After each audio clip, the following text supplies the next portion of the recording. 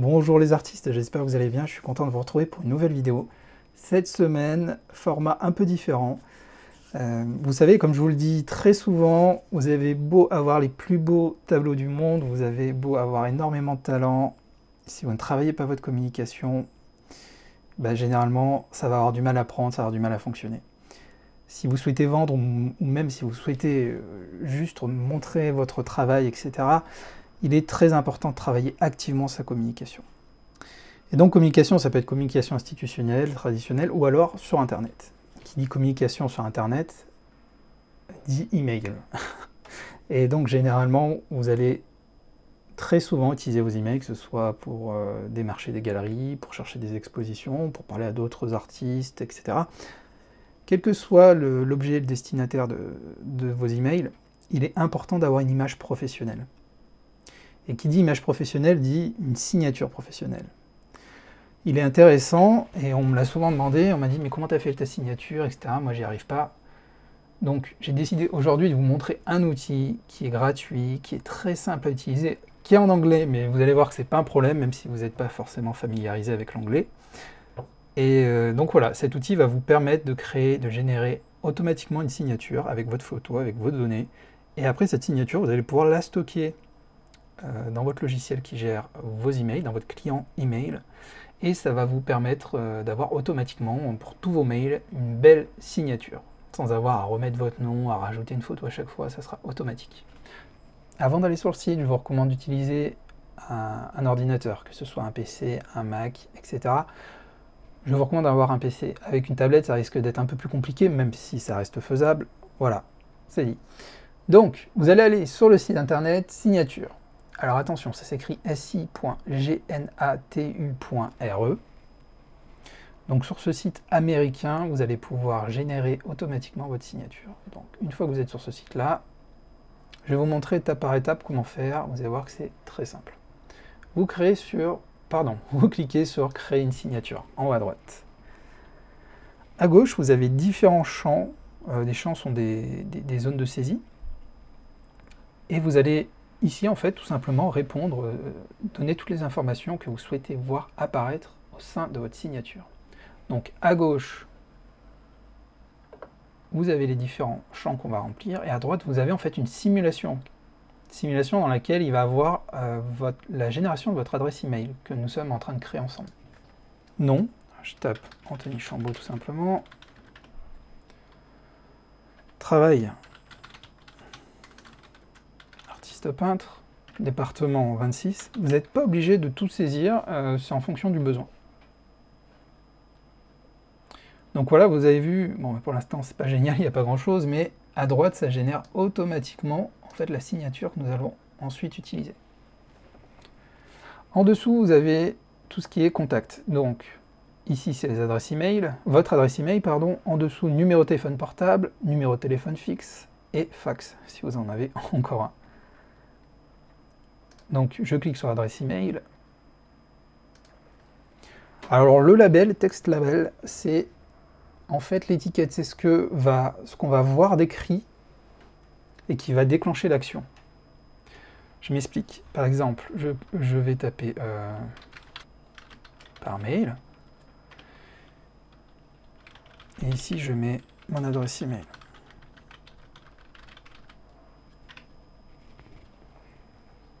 Donc comme vous avez pu le voir, comme vous pouvez le voir à droite, donc vous avez un petit icône avec une enveloppe, l'étiquette me contacter par mail et l'adresse email derrière. Alors après, vous n'êtes pas obligé voilà, de remplir le label. Si vous ne le remplissez pas, ça va tout simplement mettre votre adresse email. C'est peut-être même mieux comme ça. Et après, vous pouvez continuer donc avec un numéro de téléphone par exemple.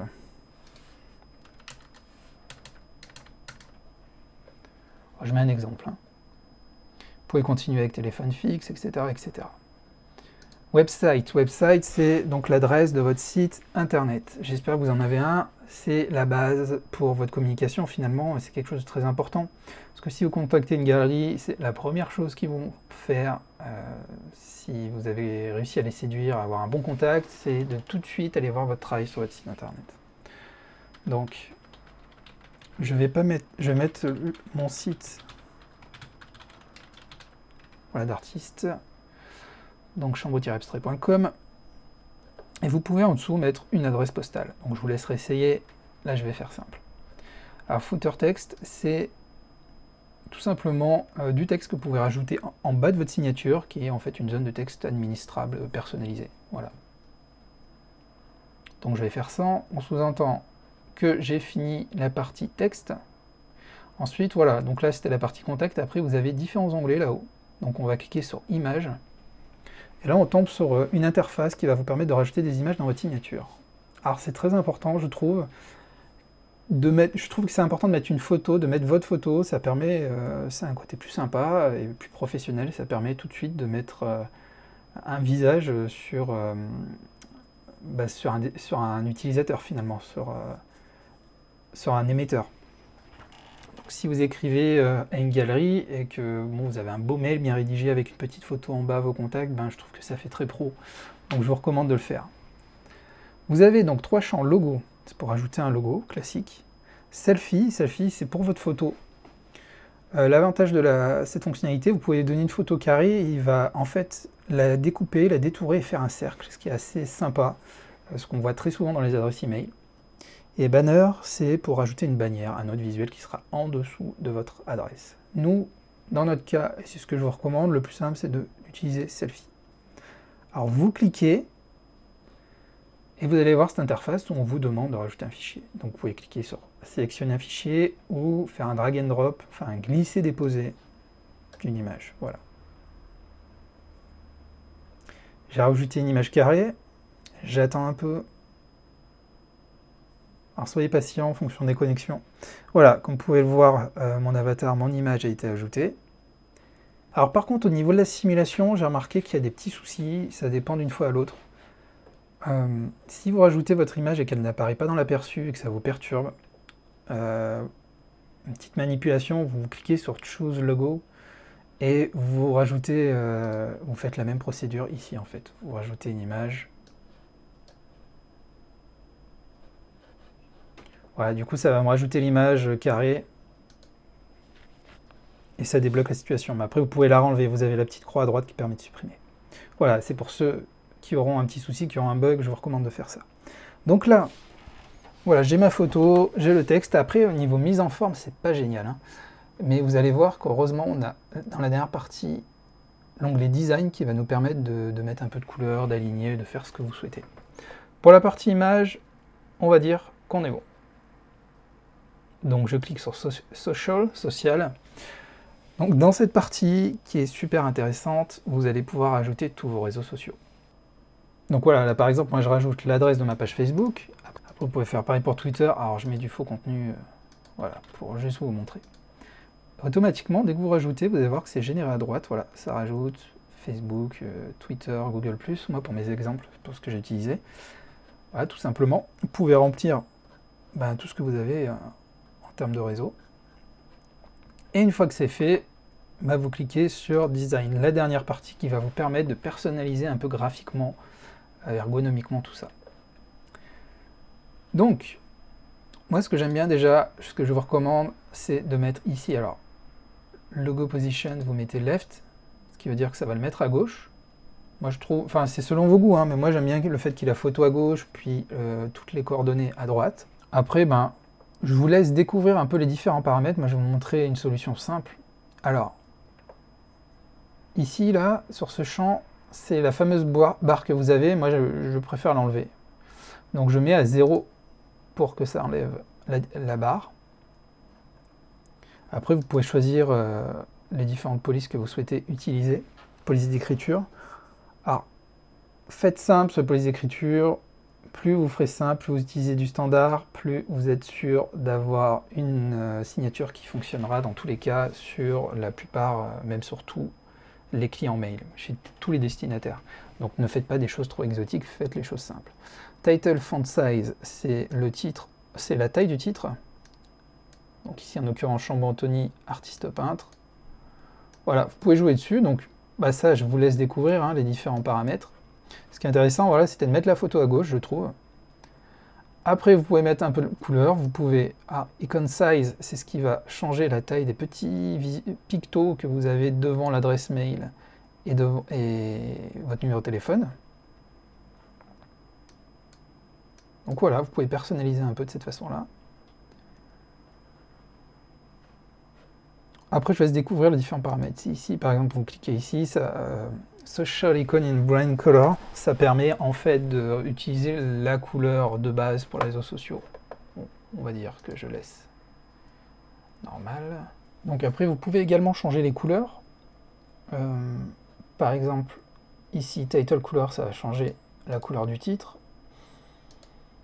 Moi, je trouve que c'est bien d'utiliser des choses simples.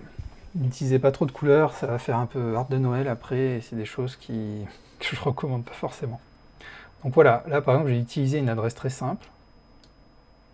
Alors vous voyez là-haut, vous avez Wide, c'est ce qui permet de jouer sur la largeur de votre signature. Si par exemple, votre nom et la mention artiste peintre derrière ne rentrent pas, vous pouvez augmenter un peu la taille.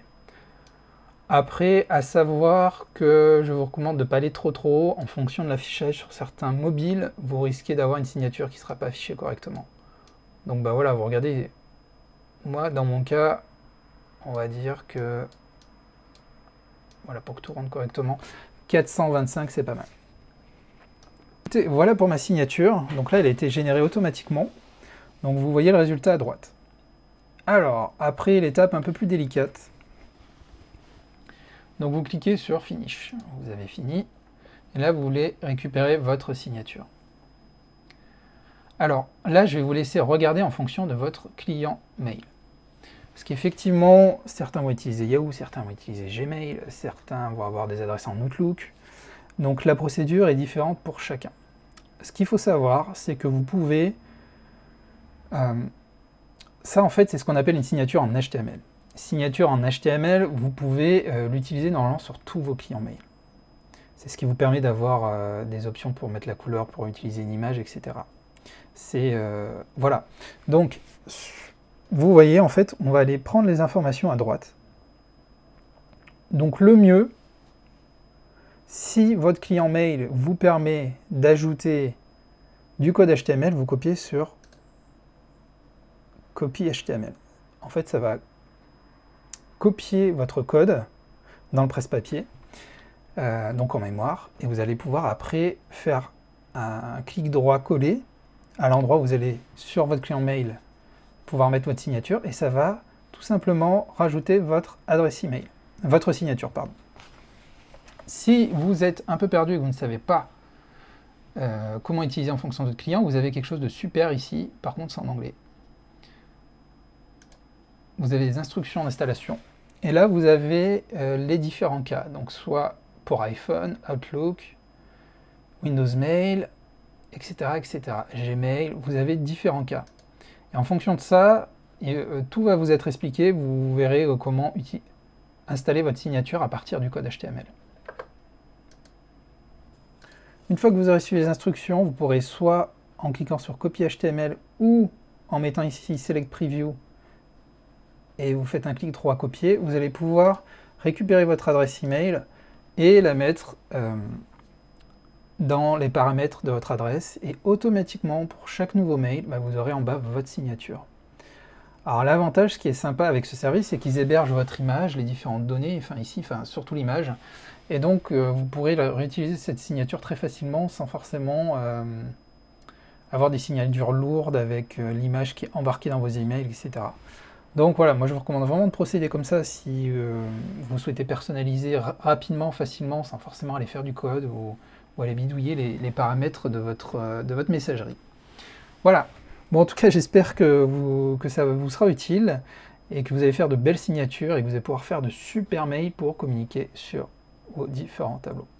Si vous avez bloqué sur une étape ou si vous avez quelques questions, n'hésitez pas à me les poser en commentaire, je reviendrai vers vous, je vous donnerai différentes clés pour que vous puissiez arriver à utiliser votre signature.